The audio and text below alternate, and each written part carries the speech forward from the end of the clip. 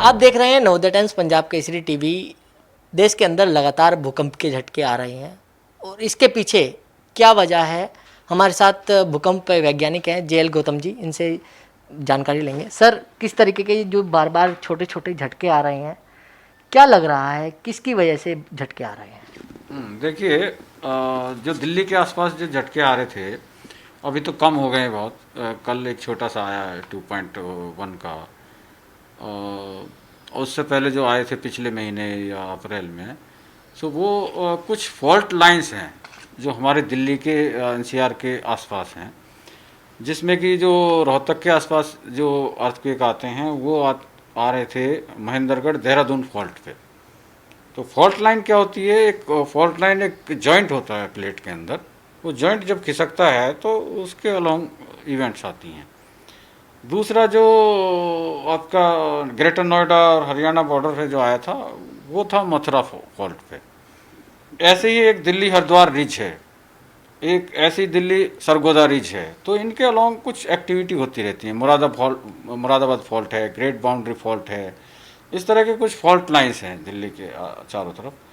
सो उनके अलोंग इस तरह के छोटे छोटे भूकंप आते रहते हैं। अभी सर, एक भूकंप हरियाणा और दिल्ली में भी आया था जिसका जो मुख्य केंद्र था वो गुड़गांव था। हाँ, तो जैसा मैंने बताया, गुड़गांव बॉर्डर पे एक सोना फॉल्ट है, वहाँ पे भी भूकंप आने की संभावना रहती है। हमेशा आते हैं, छोटे छोटे आते हैं।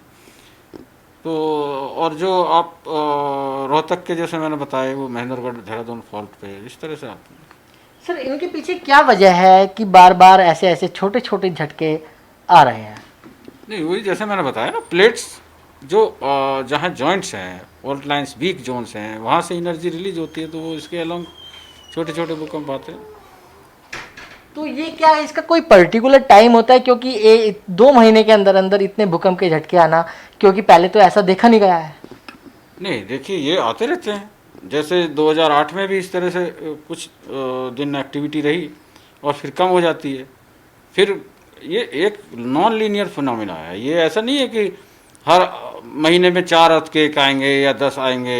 किसी महीने में 4 हो सकता है, किसी महीने में 12 हो सकते हैं, किसी महीने में 1 भी नहीं हो सकता। इस तरह से ये ऐसी प्रक्रिया है। क्या जैसे मौसम विभाग इसको देख मौसम को देख सकता है, क्या हमारा जो विभाग है क्या ये ऐसे पहचान करता है कि भूकंप कि कब आएगा, क्या कैसे, क्या इसकी पूरी प्रक्रिया होती है कोई? देखिए, मौसम जो है, मौसम का अनुमान जो हम लगाते हैं, हम जो वातावरण है इसमें कितनी हवा चल रही, कितनी नमी है, कितनी विंड स्पीड है, प्रेशर, टेम्परेचर, ये सब के आधार पे हम करते हैं। लेकिन धरती के अंदर यहाँ कुछ और चल रहा है, 10 किलोमीटर पे कुछ और, 100 किलोमीटर पे कुछ और, ऐसी गहराई में, तो उसकी स्कैनिंग पॉसिबल नहीं हो पाई अभी। इसीलिए उसका अंदाज़ा लगाना बड़ा मुश्किल है कि कहाँ कितना बड़ा और कब आएगा। तो ऐसा प्रिडिक्शन या फोरकास्टिंग अर्थक्वेक की पॉसिबल नहीं है। हम लोग अर्थक्वेक मॉनिटर करते हैं और आने के बाद बताते हैं कि कहाँ आया, कितना बड़ा आया, कब आया। जिससे कि जैसे कोई डैमेजिंग अर्थक्वेक बड़ा आ जाए और उसमें वहाँ डैमेज हो जाए, लोग दब जाते हैं, इंजोर हो जाते हैं, भूख प्यास से मर जाते हैं, तो जितनी जल्दी रेस्क्यू वर्क स्टार्ट होगा, जितनी जल्दी हम लोगों को बचा पाएंगे, ज़्यादा से ज़्यादा लोग बचा पाएंगे। तो ये हमारा मैंडेट है। अब जिस तरीके से छोटे छोटे भूकंप आ रहे हैं, क्या लगता है कि ये बड़े भूकंप की ओर संकेत दे रहे हैं? ऐसा नहीं कह सकते। ऐसा प्रिडिक्शन या फोरकास्टिंग हमारे भारत में ही नहीं, पूरे वर्ल्ड में पॉसिबल नहीं है कि कब, कहाँ और कितना बड़ा आएगा। तो ना ये कह सकते कि छोटे भूकंप आ रहे हैं तो बड़ा नहीं आएगा, या छोटे भूकंप आ रहे हैं तो बड़ा आ जाएगा। ऐसा कुछ नहीं कह सकते। लोगों के अंदर एक डर भी बैठा हुआ है, क्योंकि पिछले दिनों जब दिल्ली में भूकंप आया तो लोग घरों से बाहर आ गए। करीब 9 साढ़े 9 बजे के आसपास वो भूकंप आया था, तो लोगों में कहीं ना कहीं चिंता भी है। क्या घबराने की ज़रूरत है लोगों को? हाँ, नहीं, देखिए, घबराने की ज़रूरत नहीं है, पैनिक होना नहीं चाहिए। इसमें जैसे ही अर्थक्वेक आप फील करें तो सबसे पहले आप निकल जाएं मैदान में, या सड़क पे आ जाएं, खुली सड़क पे या खुले मैदान में, या लेकिन बिजली के खंभों से दूर, पेड़ों से दूर, इस तरह के आपके ऊपर कुछ ना गिरे।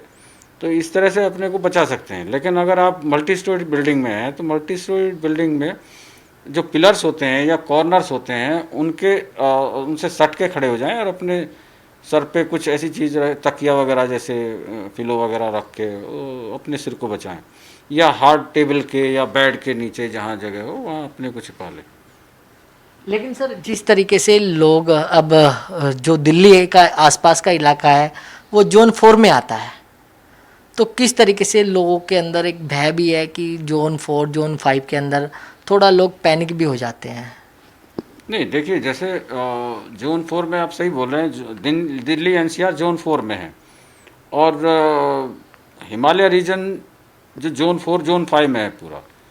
सो हम हिमालय रीजन से ज़्यादा दूर नहीं है, 200-250 किलोमीटर दूर हैं। तो कोई बड़ा भूकंप अगर दिल्ली के आसपास भी नहीं है, अगर भूकंप हिमालय रीजन में भी आता है तो उसका असर भी दिल्ली तक आ सकता है। इसीलिए हमेशा प्रिकॉशनरी मेजर्स लेने चाहिए। तो जैसे मैंने बताया, अर्थक्वेक आए तो उसके पहले आपको एक किट बना के रखनी चाहिए अपने घर में, कि उसमें कुछ ज़रूरी दवाइयाँ हों, ड्राई बिस्किट्स, ड्राई फ्रूट्स, और आपका रेडियो होना चाहिए, जिससे कि मान लिया कोई बड़ा भूकंप आए तो सारी देखिए इलेक्ट्रिसिटी और टेलीफोन और मोबाइल ये सब तहस नहस हो जाता है, सब ख़त्म हो जाते हैं, कोई कम्युनिकेशन नहीं होता। तो रेडियो से आपको लोग प्रशासन या गवर्नमेंट कुछ इंस्ट्रक्शंस दे सकती है। तो इस तरह की सावधानी पहले से रखें, और भूकंप के दौरान जैसे मैंने बताया अपने को बचा सकते हैं बाहर जाके। या और तीसरी चीज़ ये है कि भूकंप के बाद जो अगर डैमेज हो गया मकान या क्रैक हो गया, जिससे कि आफ्टर शॉक्स होते हैं बड़े भूकंप के, तो उसमें उनके अंदर ना जाएं, क्योंकि आफ्टर शॉक्स में अगर मेन शॉक में वो कुछ मकान में दरारें पड़ गई, कुछ ज़्यादा डैमेज हो गया तो वो गिर भी सकता है। तो इस तरह की सावधानियां बरतनी चाहिए।